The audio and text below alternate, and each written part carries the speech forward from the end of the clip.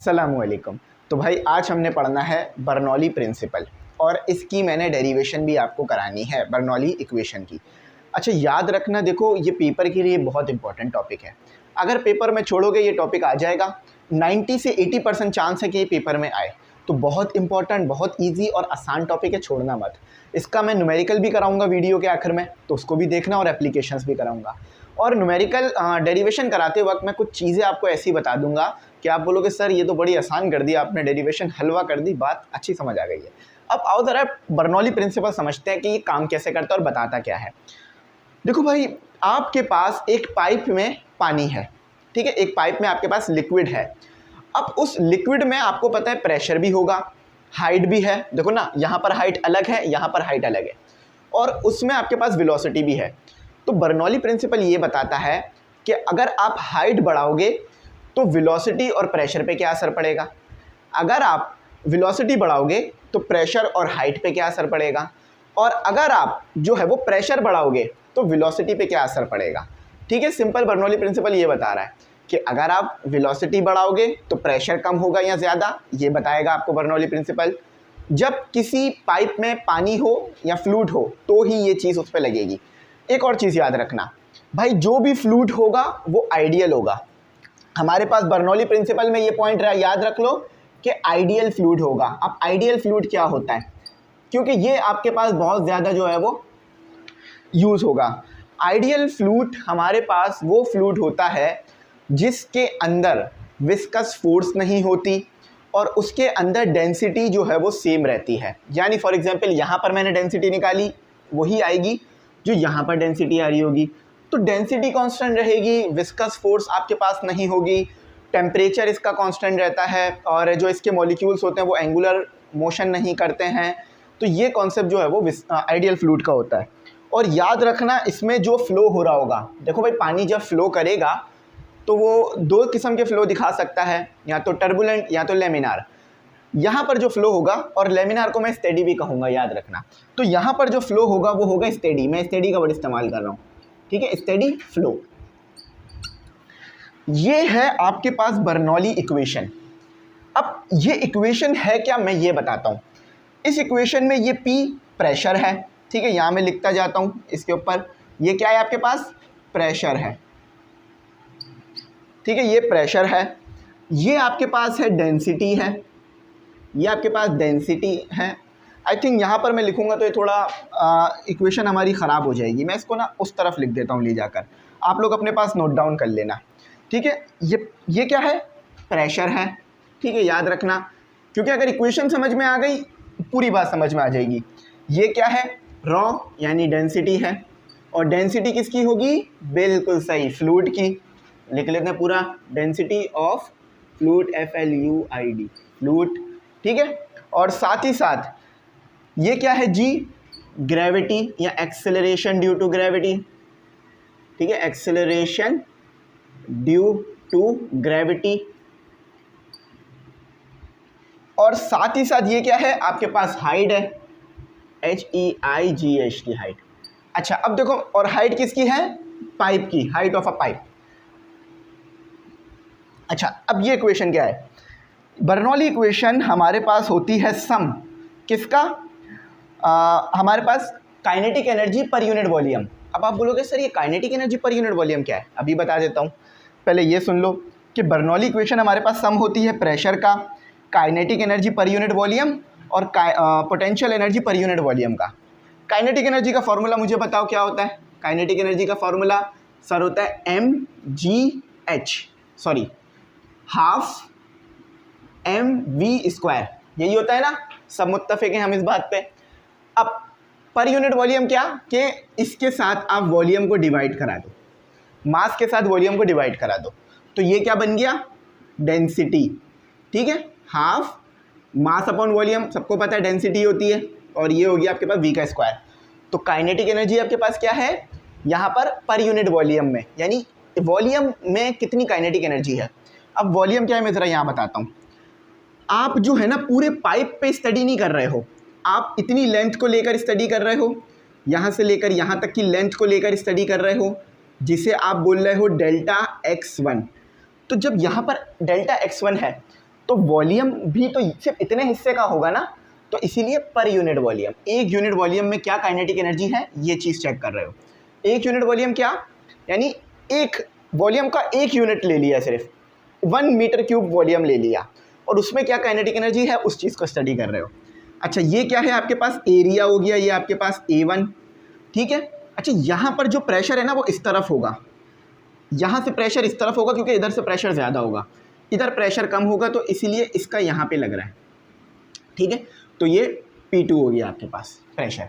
अच्छा यहाँ पर जो एरिया होगा वो होगा A2, और एरिया कौन सा है, एरिया याद रखना क्रॉस सेक्शनल, यानी पाइप का जो आगे वाला हिस्सा होता है ना, मैं यहाँ बना देता हूँ, ये पाइप का जो आगे वाला हिस्सा होता है इसे बोलते हो आप क्रॉस सेक्शनल। मैं यहाँ लिख देता हूँ cross sectional, cross sectional area, AREA area. इसके ऊपर सर्कल के जो फॉर्मूले हैं वो एप्लीकेबल होते हैं, यानी area of circle, circumference of circle, ठीक है, याद रखना। तो ये सारी चीज़ें हमने एक्सप्लेन कर दी। अब इसी तरह से हम यहाँ भी पूरी लेंथ नहीं देख रहे हैं, यहाँ से लेकर यहाँ तक लेंथ देख रहे हैं, तो वो कितनी लेंथ होगी, डेल्टा x2, इस चीज़ को याद रखना।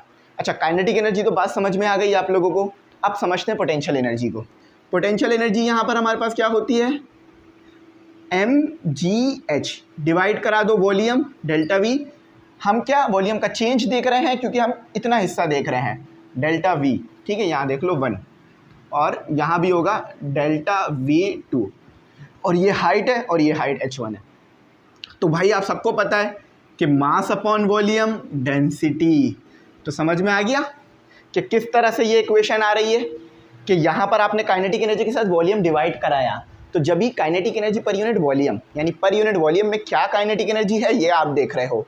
आपके दिमाग में सवाल आया कि सर काइनेटिक एनर्जी क्यों देख रहा है, इसीलिए क्योंकि देखो लिक्विड मूव कर रहा है ना, तो लिक्विड जब मूव करेगा उसके पास काइनेटिक एनर्जी होगी। अच्छा पोटेंशियल एनर्जी क्यों, क्योंकि देखो हाइट पर है ना, ये सरफेस बनाया है ना मैंने, सरफेस से कुछ हाइट पे रखा है, जब पाइप को मैं हाइट पे ले गया हूँ तो कुछ ना कुछ आपके पास वो तो होगी ना इसकी पोटेंशियल एनर्जी। अच्छा अब थोड़ा सा और आगे बढ़ते हैं, अब ये चीज़ देखते हैं, और याद रखना जब भी इसको सॉल्व करोगे ना आप, कांस्टेंट वैल्यू आएगी।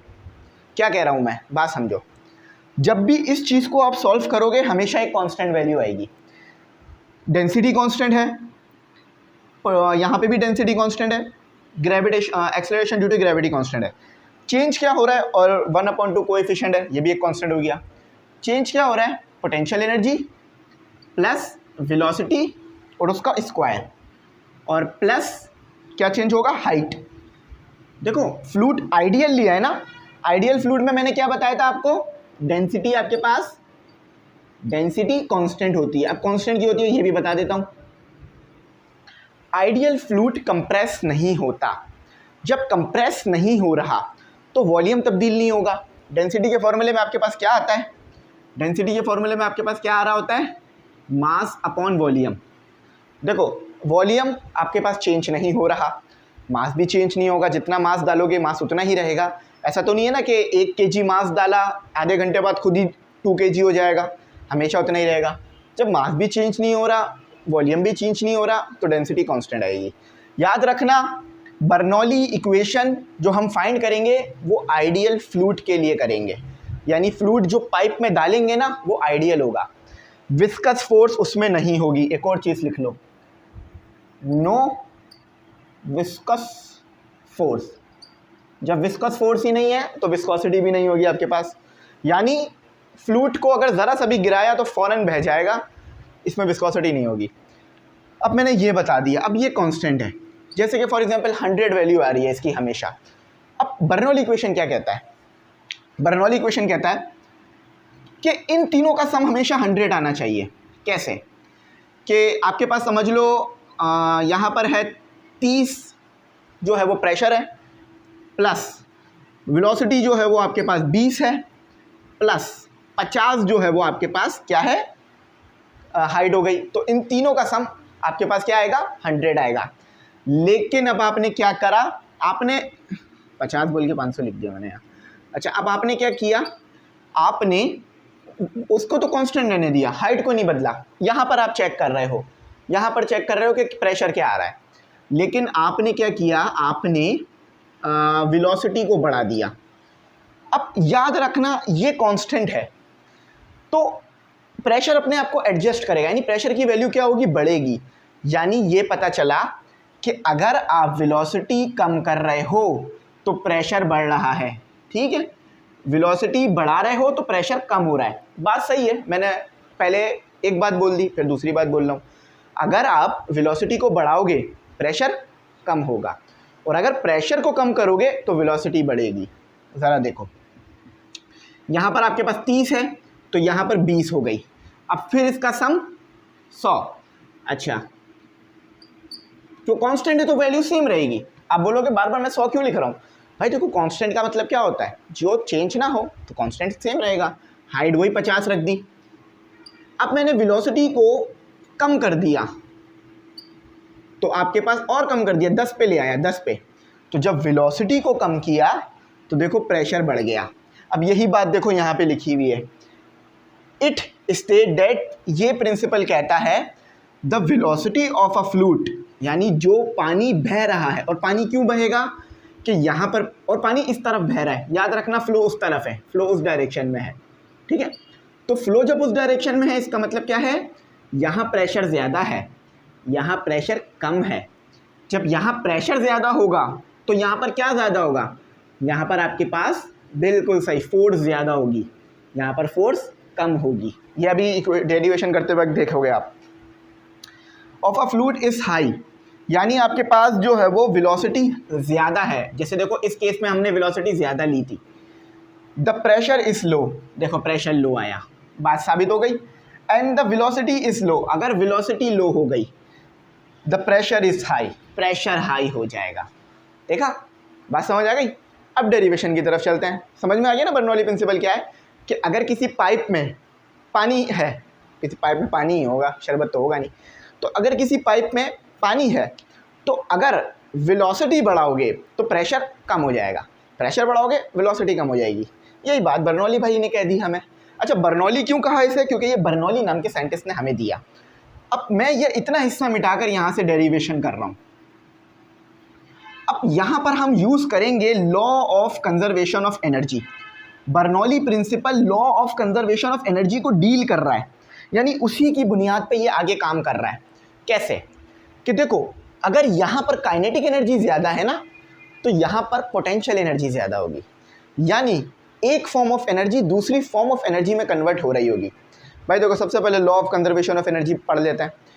Law of conservation of energy क्या होता है कि एनर्जी को क्रिएट नहीं किया जा सकता, यानी एनर्जी को पैदा नहीं किया जा सकता। जैसे मैं यहाँ खड़े खड़े एनर्जी नहीं बना सकता। मैं क्या कर सकता हूँ कि फॉर एग्जांपल मेरे पास, मैंने वर्क करा, पोटेंशियल एनर्जी आ गई इसमें, है ना। अब पोटेंशियल एनर्जी से अगर मैं काइनेटिक एनर्जी में जाना चाहता हूँ तो बस इसे मुझे ड्रॉप करना होगा, तो ये अब काइनेटिक एनर्जी आ गई। यानी एनर्जी की एक फॉर्म को दूसरी फॉर्म में ले जा सकता हूँ, मगर एनर्जी को पैदा नहीं कर सकता।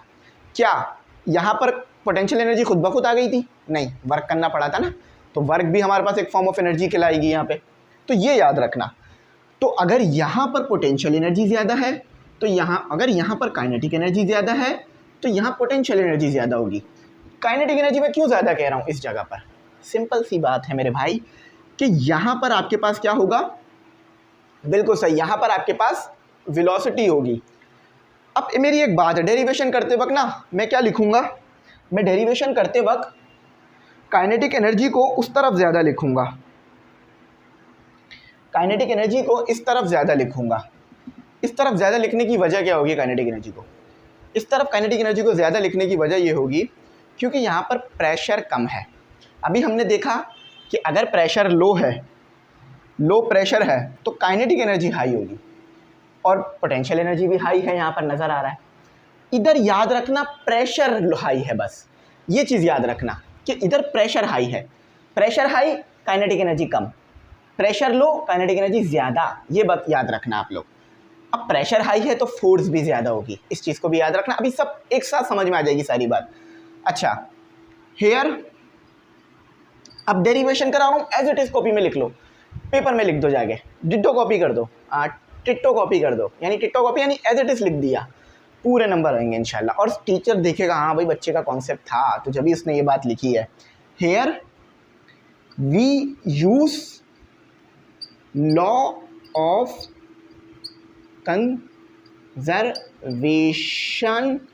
Of energy, ENERGY। Law of conservation of energy क्या कहती है आपके पास कि आप एनर्जी को एक फॉर्म से दूसरी फॉर्म में कन्वर्ट कर सकते हो। एक और बात भी है यहाँ पर कि जो टोटल एनर्जी होगी ना, अगर मैं इस तरफ एनर्जी देखूँ और इस तरफ एनर्जी देखूँ, तो जो टोटल एनर्जी होगी ना वो सम होगा किसका, दोनों एनर्जीज का।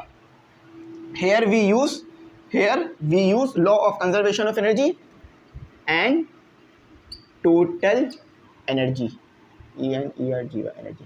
अब टोटल एनर्जी आपके पास क्या होगी, टोटल एनर्जी होगी आपके पास delta W is equal to delta kinetic energy plus delta potential energy.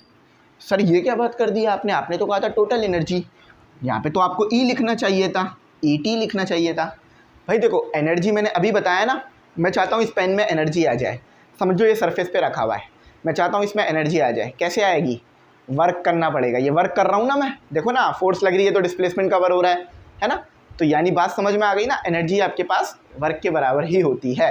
ठीक है, तो टोटल एनर्जी यहाँ पर जो आ रही है ना वो वर्क की वजह से आ रही है। अब अगर ये डेरिवेशन, ये इक्वेशन आपने निकालनी है, आपने क्या करना है, पहले वर्क पता करना है, इधर वर्क क्या है इधर वर्क क्या है ये पता करना है, काइनेटिक एनर्जी इधर क्या है इधर क्या है ये पता करना है, पोटेंशियल एनर्जी इधर क्या है इधर क्या है ये पता करना है। एक मेरी और बात याद रखना, हम पूरे पाइप को स्टडी नहीं कर रहे हैं, इतने हिस्से को स्टडी कर रहे हैं और इतने हिस्से को, हमारा काम पूरा हो रहा है। ठीक है, बात समझ में आ गई। फॉर वर्क ठीक है, delta W, for delta W के लिए काम कर रहे हैं। हम जानते हैं एज वी नो डैट, क्या जानते हैं हम, as we know that. Sir हम जानते हैं कि आप अच्छा पढ़ा रहे हैं, नहीं वो तो सही है, लेकिन हम इसके अलावा क्या जानते हैं कि वर्क किसके बराबर होता है, वर्क डन हमारे पास बराबर होता है, जनरल फॉर्मूला लिख रहा हूँ, W is equal to F और X के, इसी के बराबर होता है ना। अब ये X क्या है, डिस्प्लेसमेंट, F क्या है, फोर्स। मुश्किल परेशानी टेंशन कुछ नहीं है ना, ठीक है। अच्छा, अब इस पॉइंट के लिए फॉर डेल्टा x1, इस पॉइंट के लिए क्या वर्क है, मतलब इधर क्या वर्क हुआ वो निकालो, और फिर हम निकालेंगे इधर क्या वर्क हुआ वो निकालेंगे। तो फॉर डेल्टा x1 के लिए हम वर्क कैलकुलेट कर रहे हैं, for delta x1 we find work. ठीक है, अच्छा तो देखो हमारे पास क्या हो गया, हमारे पास हो गया W1, हो गया ना W1, क्योंकि देखो इधर जो वर्क हुआ वो W1 हुआ। अब इसको डेल्टा में लिखा जाएगा, क्यों, क्योंकि देखो यहाँ पर हम डिफरेंस ले रहे हैं डेल्टा W का, तो इसलिए ये भी हमारे पास मतलब डेल्टा X का डिफरेंस है, तो ये भी डेल्टा W1 होगा। फोर्स कितनी होगी, F1। ठीक है, अब वो ये फोर्स कौन सी है, इनर्शियल फोर्स। देखो मैं इसका ना ये पाइप बना देता हूँ ताकि आपके लिए आसानी हो जाए, diagram as it is draw कर लेना, आसान हो जाएगी। और यहाँ पर वो कितना है, वर्क डेल्टा x1। ठीक है, कोई मुश्किल कोई परेशानी नहीं सर। अब फॉर डेल्टा x2 कितना होगा वर्क, इधर कितना वर्क हुआ ये कैलकुलेट करना चाह रहे हैं, इधर कितना वर्क हुआ ये कैलकुलेट करना चाह रहे हैं। तो delta W2 equal to F2, देखो यहाँ फोर्स F1 थी, यहाँ फोर्स F1 थी, यहाँ फोर्स F2 होगी, तो F2 डेल्टा x2। अब हमें क्या करना है, इन डिफरेंस वाले वर्क का भी डिफरेंस निकालना है, तो हम क्या करेंगे। अब एक और बात, F2 minus W1 minus W2 करूँ या W2 माइनस W1 करूँ, कैसे पता चलेगा, सिंपल है, यहाँ पर प्रेशर ज़्यादा है यानी फोर्स भी तो ज़्यादा होगी ना। देखो ना भाई, प्रेशर किसके रिलेटेड होता है, P is equal to F upon A, है ना। अगर प्रेशर ज़्यादा है तो फोर्स ज़्यादा होगी। हाई प्रेशर किधर है, इस तरफ है, तो यानी इधर की फोर्स भी ज़्यादा है। तो आपको क्या लिखना होगा, आपको लिखना होगा for delta W, delta W के लिए काम कर रहे हो तो आपको क्या लिखना होगा कि delta W1 minus delta W2 equal to F1 x, हाँ डेल्टा ज़रूर लगाइएगा, delta x1 minus F2 delta x2। कोई मुश्किल, कोई परेशानी, टेंशन की बात तो नहीं है ना, मैं बताता जा रहा हूँ, समझाता जा रहा हूँ। अब ये किसके बराबर है, ये चीज़ बराबर है आपके पास delta W1 minus delta W2।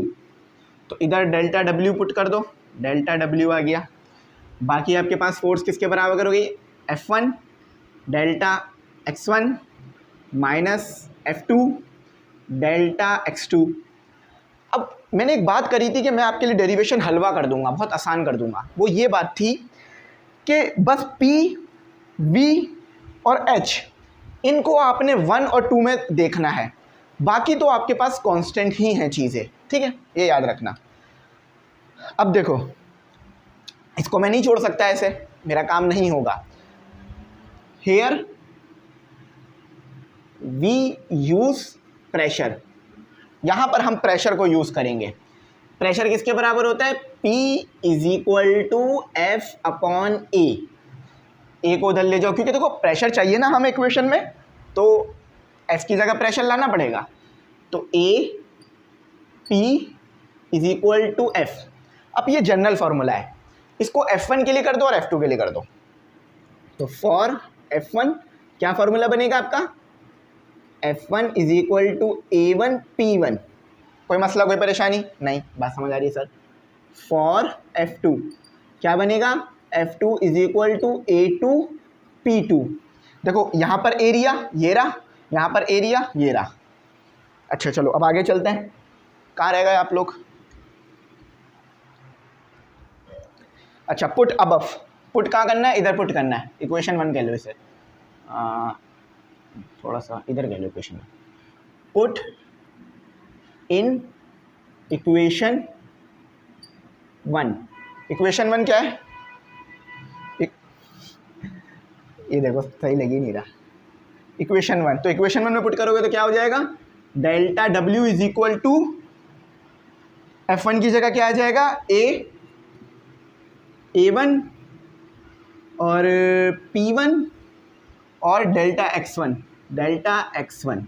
ठीक है।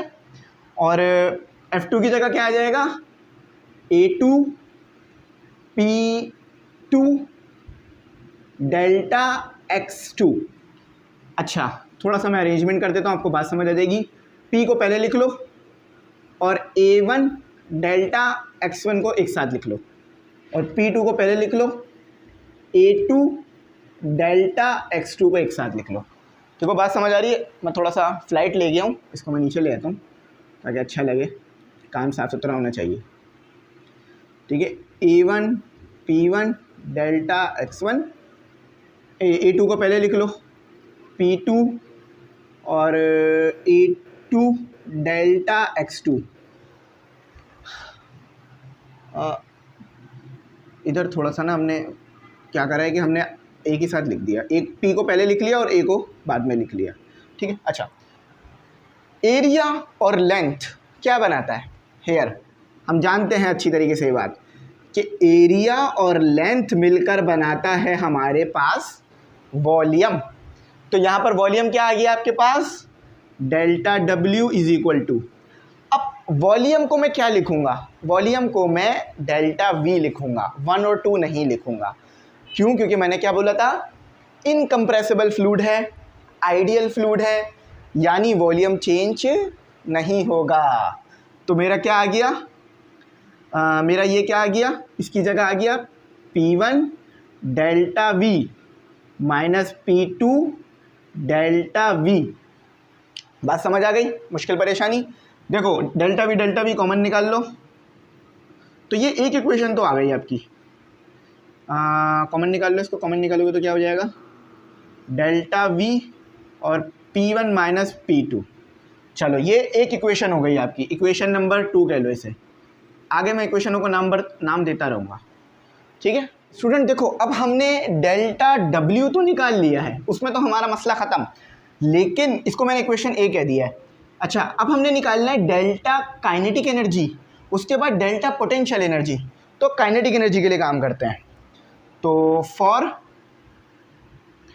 Delta kinetic energy. अब देखो काइनेटिक एनर्जी का चेंज किसके बराबर होता है? बिल्कुल सही, kinetic energy 1 kinetic energy 2 minus kinetic energy 1। बात मुश्किल तो नहीं करी ना मैंने? बिल्कुल सही करी है। अच्छा अब मुझे ज़रा बताओ काइनेटिक एनर्जी का फॉर्मूला क्या होता है? इधर नहीं लगाना, इधर लगाना, क्योंकि ये तो हमें चाहिए।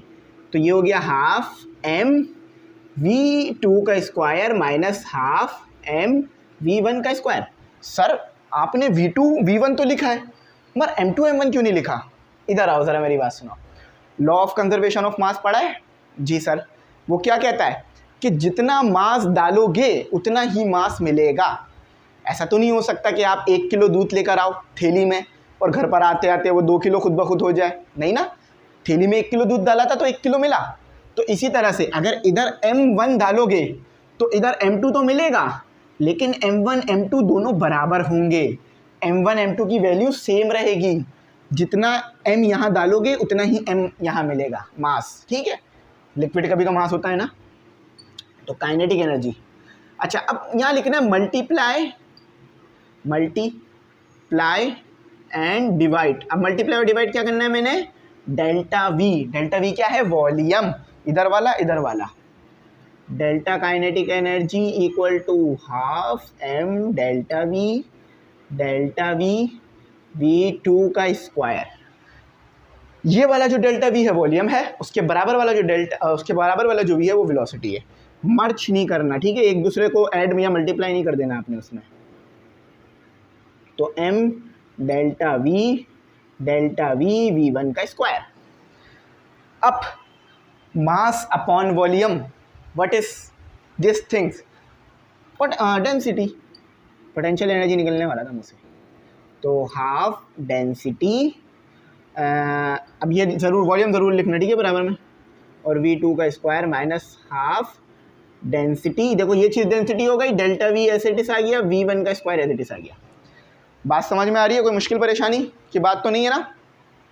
अच्छा अब डेल्टा वी कॉमन निकाल लो, ठीक है, डेल्टा वी कॉमन निकाल लो। चाहो तो डेंसिटी भी कॉमन निकाल सकते हो। हमारे टीचर तो कहते थे कॉमन आ रहा है कॉमन ले लो, एलसीएम आ रहा है एलसीएम ले लो। अब यहाँ क्या कॉमन आ रहा है? एक तो हाफ, दूसरी डेंसिटी और डेल्टा वी कॉमन आ रहा है। आपने मुझसे सवाल नहीं किया कि सर ये v1 v2 और डेंसिटी 1 और डेंसिटी 2 क्यों नहीं लिखी? देखो मैंने शुरू में क्या लिखा था? मैंने जो फ्लूइड लिया है वो आइडियल लिया है। तो आइडियल फ्लूइड की डेंसिटी तब्दील नहीं होती। तो अगर मैं इधर लिख दूँ डेंसिटी 1, इधर लिख दूँ डेंसिटी 2, पर दोनों की वैल्यू सेम होगी। तो इसीलिए मैं उसे क्या लिख सकता हूँ? देखो मैं यहाँ पर कुछ चीज़ें लिख देता हूँ आप लोगों के लिए। यहाँ पर थोड़ी जगह है कि density 1 density 2 equal to density होगा और mass 1 mass 2 equal to m होगा। ये बात याद रखना। और इसी तरह से v2 और अगर v2 इक्वल टू v1 रख दिया तो फिर तो डेल्टा v 0 आ जाएगा ना, तो इसलिए उसको ऐसे नहीं रख सकते, डेल्टा v होगा। अच्छा अब आगे चलो, कॉमन खींच लो। इक्वेशन 1 इक्वेशन 2 उसे क्या दिया था? इसे इक्वेशन 3 कहना पड़ेगा। तो हाफ डेंसिटी निकाल ली कॉमन और वॉल्यूम कॉमन निकाल लिया, तो v2 का स्क्वायर माइनस v1 का स्क्वायर इक्वेशन 3, और ये आपका आ गई काइनेटिक एनर्जी। चलो यहाँ तक तो हमारी बात अच्छी हो गई, कैंसिल कुछ नहीं हुआ, ख़त्म हो गई बात। अब इसी तरह से आपने पोटेंशियल एनर्जी निकालनी है फॉर डेल्टा पी ई। अब पोटेंशियल एनर्जी का डिफरेंस किसके बराबर होता है? PE2 minus PE1। अब पोटेंशियल एनर्जी का फॉर्मूला हर बच्चे को पता है, mgh। अच्छा देखो यहाँ मैंने जो वॉल्यूम डिवाइड कराया था उससे क्या हो गया? ये kinetic energy per unit volume, जो कि मैंने शुरू में समझा दिया था आपको कॉन्सेप्ट इसका। तो पोटेंशियल एनर्जी का जो डिफरेंस है वो होगा mgh1 माइनस mgh2। सर गलती है क्या? सर ये 2 होगा, ये 1। एक और गलती है क्या? सर आपने g1 नहीं लिखा। क्या ग्रेविटी चेंज हो सकती है? ऐसी कोई हम जगह पे स्टडी नहीं कर रहे हैं कि जहाँ ग्रेविटी चेंज हो। तो ग्रेविटी यहाँ भी सेम, यहाँ भी सेम। मास का तो पहले ही जिक्र हो गया था, सेम होगा, लेकिन H1 यहाँ कम है, यहाँ ज़्यादा, तो इसलिए H1 और H2 अलग अलग आएगा। और यहाँ पर पोटेंशियल एनर्जी ज़्यादा होगी तो इसलिए इसको आगे रखा है, इधर कम होगी तो इसलिए इसको बाद में रखा है। तो multiply and divide, multiply and divide delta V, potential energy equal to m delta V GH2 minus m delta V GH1। परेशानी, मुश्किल, टेंशन नहीं सर, बात समझ आ गई। ये क्या हो गया, फिर डेंसिटी बन गई ये चीज़, तो डेंसिटी डेल्टा वी GH2 माइनस डेंसिटी डेल्टा वी GH2। अच्छा, यहाँ से क्या कॉमन आ रहा है, density delta V G common निकाल लो, density delta V G common आ गया, H2 माइनस H1 बाहर की तरफ रह गया। ठीक है, मुश्किल, परेशानी, टेंशन की कोई बात नहीं सर, बात समझ आ गई है आपकी। ठीक है, अच्छा ये वो इक्वेशन 4। अब देखो इक्वेशन ए में हमें क्या चाहिए था, delta W, delta kinetic energy plus delta potential energy, वो दोनों तीनों चीज़ें आ चुकी हैं। वर्डिंग दो तरह से लिख सकते हो कि put equation 2, equation 3, equation 4 in equation A, या ज़्यादा अच्छा वर्डिंग ये रहेगी कि put delta W, delta kinetic energy and delta potential energy in equation A. ये है इक्वेशन ए। क्या बनती है इक्वेशन ए आपके पास, देखो डेल्टा डब्ल्यू किसके बराबर दिया हुआ है, इक्वेशन 2 देखो वो लिखी हुई है आपके पास ब्रैकेट में ऊपर सबसे पहले, तो डेल्टा, थोड़ा ऊपर करते हैं, delta V is equal to delta V P1 minus P2 divide में आपके पास आ गया। ठीक है, तो डेल्टा डब्ल्यू तो आपका हो गया। ठीक है, अब डेल्टा काइनेटिक एनर्जी क्या निकाली आपने, निकाली half density ji delta we और V2 का स्क्वायर माइनस V1 का स्क्वायर। अच्छा, plus kinetic energy, potential energy क्या निकाली, डेंसिटी डेल्टा वी जी और H2 माइनस H1। थोड़ा छोटा करके लिखा है लेकिन बात समझ में आ रही होगी, थोड़ा सा और बेहतर कर देता हूँ ताकि कोई मसला ना हो समझने में ना। तो ये आ गई जी, ये आ गई डेल्टा वी और ये आ गई डेंसिटी। देखो यहाँ पर डेल्टा वी है, यहाँ से भी कॉमन आ जाएगा क्योंकि बीच में प्लस है। मैं थोड़ा ना आप लोगों को समझाने के लिए इसे बड़ा करके कर रहा हूँ, वरना तो एक छोटा होके भी कर सकता था मैं। डेल्टा वी कॉमन आ गया तो अंदर क्या बच गया, हाफ डेंसिटी और V2 का स्क्वायर माइनस V1 का स्क्वायर प्लस डेंसिटी को कॉमन इसलिए नहीं निकाला क्योंकि वो कैंसिल नहीं हो रही है, जी H2 माइनस H1। ये वाली वॉल्यूम को कैंसिल कर देगी। अब हाफ रॉ और इसको आपस में मल्टीप्लाई करा दो, तो P1 P2 equal to half raw V2 का स्क्वायर। इसको देखो मैंने इस ब्रैकेट से मल्टीप्लाई करा और कुछ नहीं किया, हाफ रॉ V1 का स्क्वायर, इधर भी यही करो, जी रॉ जी H2 माइनस रॉ जी H1। अब एक काम करो, मेरी बात सुनो, जितनी भी 1 वाली वैल्यू है वो इस तरफ ले आओ, यानी जिनके साथ 1 आ रहा है ना उनको उस तरफ ले जाओ इक्वेशन के, और जिनके साथ 2 आ रहा है उसको उस तरफ ले जाओ। तो देखो ये P तो इधर ही रहेगा, है ना, इसके साथ 1 आ रहा है ये इधर आ जाएगा, प्लस हाफ रॉ V1 का स्क्वायर। अच्छा, इसके साथ भी 1 आ रहा है ये भी इधर आ जाएगा, प्लस हो जाएगा जी, हाँ प्लस हो गया रॉ जी H1। अच्छा, इसके साथ 2 आ रहा है ये उधर चला जाएगा, और बाकी यहाँ पर क्या बच गया आपके पास, हाफ रॉ V2 का स्क्वायर प्लस रॉ जी H2। ये हो गई आपके पास बर्नौली इक्वेशन। देखा, आपके पास इसका जो वैल्यू होगी वो इसके बराबर कांस्टेंट आ रही होगी, यानी आपने बर्नौली इक्वेशन प्रूफ कर ली कि आपने बिल्कुल सही काम किया है। और law of conservation of energy से प्रूफ कराया आपने तो यही आपको आखिर में इन्होंने लिख के दिया हुआ था और आपने पेपर में ये रिजल्ट लिख के दिखाना है, ठीक है। वो जो मैंने शॉर्ट करके लिखा हुआ था वो नहीं लिखना जो शुरू में लिखा हुआ था।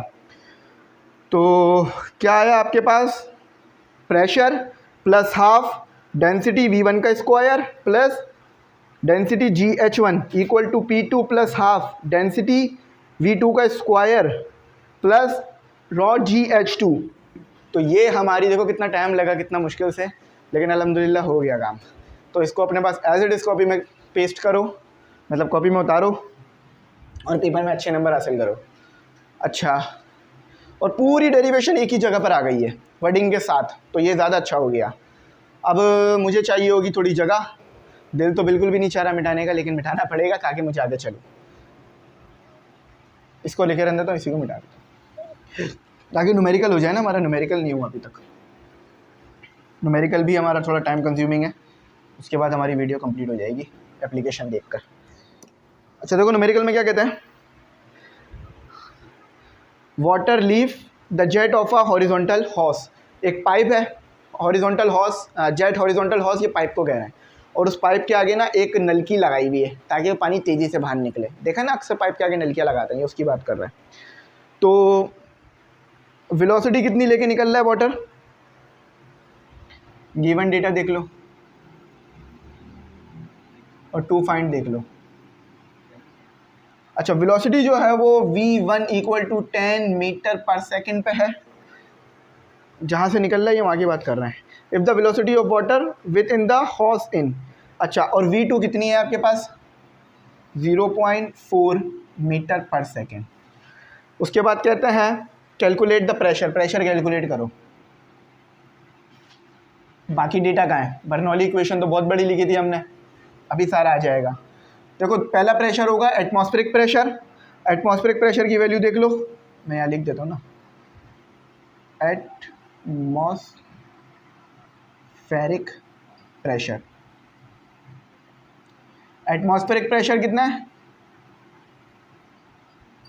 10,000, नहीं 10,000 नहीं है बल्कि ज़्यादा है, आई थिंक 2 0 है ये, एक बार गिन लेता हूँ, 1 2 3, हाँ 5 है। तो ये आ गया आपका प्रेशर जो कि 1 लाख के करीब आ रहा है, और ये P1 आ गया आपका, ठीक है। इसको P1 कंसीडर करना और आपको कैलकुलेट P2 करना है, ये P2 है। तो ये P1 में फिर लिख देता हूँ, यहाँ कितना आ रहा है, 100,000 PA। PA किसके बराबर होता है, न्यूटन पर मीटर स्क्वायर के, ये भी याद रख लो। अच्छा, डेंसिटी आपने कैलकुलेट करनी है, मतलब डेंसिटी भी आपको पता होनी चाहिए। तो और ये हम पढ़ चुके हैं कि वाटर की डेंसिटी होती है 1000 kg पर मीटर क्यूब। अब डेंसिटी सेम थी दोनों जगह पर, फॉर्मूला अगर याद हो। अब सोल्यूशन की हेडिंग डालो, बर्नौली इक्वेशन क्या है, बर्नौली क्या थी, बर्नौली इक्वेशन, बर्नौली इक्वेशन थी कि P1 plus half density V1 का square plus density GH1 equal to P2 plus half density V2 का स्क्वायर प्लस P यानी डेंसिटी रॉ और H2। अब एक चीज़, H1 H2 सेम होगा, उसकी वजह क्या है कि पाइप को हमने सेम हाइट पे रखा हुआ है। देखो अभी यूँ रखते हैं ना पाइप को यूँ रख रहे थे, लेकिन अब हमने पाइप को यूँ कर दिया। जब यूँ रखा है तो यहाँ भी हाइट सेम है, यहाँ भी हाइट सेम है। तो H is equal to H1 H2 is equal to H है, ये याद रखना। ये तो इस टेढ़ा करके पाइप बनाया था इसलिए हाइट अलग अलग आ रही थी, ठीक है। तो ये चीज़ भूलना मत भाई, ठीक है।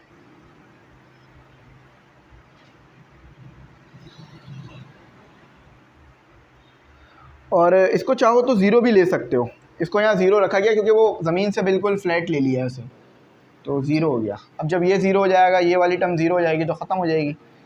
देखो ये H ज़ीरो हो गया, ख़त्म, ठीक है। तो ये डेंसिटी V1 का स्क्वायर और ये ज़ीरो हो गया क्योंकि H यहाँ पर ज़ीरो है, यहाँ पर H क्या है, ज़ीरो है, याद रखना, ठीक है। तो आपके पास आ गया P, ये P है, डेंसिटी नहीं है, P1 P2 plus half density V2 का स्क्वायर। V2 पता करना है ना, पहले सारी वैल्यूज पुट कर दो। ये आ गया आपका 1 लाख, 1 2 3 4, 1 2 3 4 5, और ये आ गया 0.5, 1/2 0.5 होता है, और डेंसिटी वही 1000 पे आएगी। ठीक है, अच्छा डेंसिटी वही 1000 पे आ गई, और इसका डेंसिटी और वेलोसिटी कितना आ गया 10 का स्क्वायर। स्क्वायर ज़रूर रखना वरना गलत हो जाएगा। अच्छा यहाँ भी वैल्यूज पुट कर देता, लेकिन अभी जगह नहीं है तो इसलिए इसको ऐसे ही लिख रहा हूँ। ठीक है, इसको ज़रा कैलकुलेट कर लो, उससे करा देता हूँ ज़रा आपको मैं साइंटिफिक कैलकुलेटर से डायरेक्ट कराऊंगा, लेकिन बता भी दूंगा हो क्या रहा है काम। देखो ये 1 lakh multiply plus 0.5 multiply 1000 multiply 10 का स्क्वायर, तो ये वैल्यू आ गई आपके पास। यहाँ पर इस साइड की वैल्यू तो आ गई, कितनी आई ये 15,000। ठीक है, 15,000 है या 15 है, आई थिंक 1,50,000 आती है। हाँ 1 10 100 1000 10,000 लाख 1,50,000। ठीक है, अब ये वाली वैल्यू कैलकुलेट करो। P2 तो हमें पता ही करना है। अब यहाँ क्या आ रहा है आपके पास, ये 0.5 हो जाएगा। ठीक है, डेंसिटी कितनी है वही 1000, और V2 कितना दिया हुआ है 0.4 का स्क्वायर। इसको कैलकुलेट करके उधर लाके डिवाइड कर देना। देखो 0.5 मल्टीप्लाई बाय 1000 मल्टीप्लाई बाय 0.4 का स्क्वायर 80 इससे डिवाइड कर दो। नहीं डिवाइड नहीं होगा, माइनस हो जाएगा। डिवाइड तो जब होता है ना, जब वो मल्टीप्लाई हो रहा होता, तो यहाँ ये माइनस होगा। ठीक है, तो माइनस विथ 80 करो ज़रा से। असल में ना वो वैल्यू इतनी छोटी है कि उस पर कोई फ़र्क नहीं पड़ रहा। ठीक है, इधर लाके ज़रा से माइनस करो 80 को, तो 150,000 माइनस 80 इक्वल टू P2। अब 80 बहुत कम फ़र्क है। देखो 80 में 80 जो है ना वो बहुत कम वैल्यू दे रहा है, तो उसको माइनस कराने से कोई ज़्यादा फ़र्क पड़ेगा नहीं हमारे पास। तो अब डायरेक्ट हम क्या करते हैं, हम करते हैं कि 80 को नेगलेक्ट कर देते हैं, 80 हटा देते हैं। भाई आपके पास है 1.5 लाख रुपए, मैं 80 रुपये मांग लूँ 1.5 लाख रुपए में से, थोड़ा नंबर तो फ़र्क पड़ेगा, लेकिन कोई ज़्यादा कोई फ़र्क नहीं पड़ेगा आपको। तो इसी तरह से देखो, अब ये ज़रा पॉइंट को शिफ्ट करा लेते हैं, इसको उसमें बना लेते हैं। तो 1 2 3 4 5, तो 1.5 मल्टीप्लाई 10 की पावर 5 P2। ठीक है, ये आपका आंसर आ गया। ठीक है, ये आपका फाइनल आंसर हो गया। अब इसकी एप्लीकेशन करते हैं, फिर वीडियो रोकते हैं। अच्छा तो देखो पेज बराबर में चल रहा होगा, एप्लीकेशंस देख लो इसकी। बर्नौली प्रिंसिपल बहुत ज़्यादा जगहों पे यूज़ हो रहा होता है, अभी जैसे आपने पाइप में देखा, इसी तरह से इसके यूजेस यहाँ पे लिखे हुए मैं पढ़ देता हूँ, बता देता हूँ। ठीक है, ऊपर तो वही बात लिखी हुई है कि बर्नौली प्रिंसिपल और इसका इफेक्ट बहुत ज़्यादा यूज़ किया जाता है। फ़िल्टर पंप में इसका आपको इफेक्ट देखने के लिए मिलता है कि एक तरफ आपके पास प्रेशर कुछ आ रहा होता है, दूसरी तरफ प्रेशर कुछ आ रहा होता है, तो दो प्रेशर के डिफरेंस होने की वजह से आपके पास वेलोसिटीज़ यानी आपका फ्लूइड मोशन करने लगता है। ठीक है, उसके बाद आपके पास फ़िल्टर पंप, आपको पता है ना किस लिए इस्तेमाल होता है पानी को फ़िल्टर करने के लिए। अगर प्रेशर का डिफरेंस ही नहीं होगा फ़िल्टर पंप में, तो पानी एक जगह से दूसरी जगह नहीं जाएगा, और फिर फ़िल्टर कैसे होगा, और नया पानी निकलेगा नहीं, तो पुराना पानी कहाँ से आएगा। अच्छा वेंचुरीमीटर जो है वो किस लिए यूज़ होता है, फ्लो रेट को कैलकुलेट करने के लिए कि कितना पानी निकल रहा है। फ्लो रेट आपको पता है ना, कितना पानी गुजरा कितने टाइम में, फ्लो रेट है। ठीक है, ये पूरी बात लिखी हुई है, मैं इसको बस थोड़ा शॉर्ट कर रहा हूँ क्योंकि वीडियो वैसे ही बहुत लंबी हो चुकी है। एटोमाइज़र, हाँ एटोमाइज़र होता है आपके पास, जो कि पानी को जो है वो एक वो ना फुसफुस कहते हैं ना, फुसफुस नहीं, जो पानी को आपके पास क्या बना दे, जो पानी को आपके पास स्प्रे बना देता है। स्प्रे देखा है ना आपने, वो बार बार आपके यहाँ पे मार रहा होता है, तो उधर बर्नौली प्रिंसिपल चल रहा होता है पीछे। ठीक है, क्योंकि प्रेशर आप नीचे बढ़ा देते हो, तो जिसकी वजह से ऊपर क्या होता है, आपके पास पानी तेज़ी में आपको आके लग रहा होता है। अच्छा, ऐसे flow of air over an aerofoil पे ये इफेक्ट लग रहा होता है, आप इसको पढ़ सकते हो डिटेल में। ब्लड फिज़िक्स पर ये लग रहा होता है। ठीक है। अब देखो काइनेटिक एनर्जी लग रही होती है पाइप पर भी। देखो पाइप पर भी एक फोर्स लग रही है, मैं यहाँ बता दूँ थोड़ा सा क्योंकि समझने में मुश्किल होगी। जब पानी यहाँ से आता है ना, स्ट्रीम लाइन फ्लो होता है इसमें, यानी सारे पार्टिकल एक दूसरे से पैरेलल होते हैं। यहाँ पर भी एक फोर्स होती है जो कि नॉर्मल होती है, और यहाँ पर एक वेट होता है। तो ये दोनों एक दूसरे को इफेक्ट को कैंसिल कर रहे होते हैं, तो जिसकी वजह से यहाँ पर पाइप फटता नहीं है आपका। तो ये हमारा, उम्मीद करता हूँ बात समझ में आ गई होगी। एप्लीकेशन सही से पढ़ना है इसकी, मैं बहुत डिटेल में नहीं गया हूँ, लेकिन अगर ज़रूरत पड़ी तो एप्लीकेशन की भी वीडियो अलग से बना दूंगा, बता देना मुझे। तो आई होप चैप्टर यहाँ कंप्लीट हुआ। कल इंशाल्लाह इसकी मैं MCQs, क्वेश्चन आंसर्स, न्यूमेरिकल्स कर दूंगा, तो फिर ये चैप्टर निकल जाएगा। आगे जो चैप्टर्स हैं वो मैं कहूँगा थोड़े आसान ही है, इतने ज़्यादा मुश्किल नहीं है। ये ज़्यादा मुश्किल थे चैप्टर पीछे के ना, लेकिन बुक एक अच्छी कंपैरेटिव बुक है, मेहनत करने वाली बुक है। टीचर के लिए भी इसमें मेहनत है, आप लोगों के लिए भी, तो इसे अच्छी तरह पढ़िएगा। Thanks for watching. अल्लाह हाफ़िज़। अपनी कीमती दुआओं में मुझे ज़रूर याद रखें।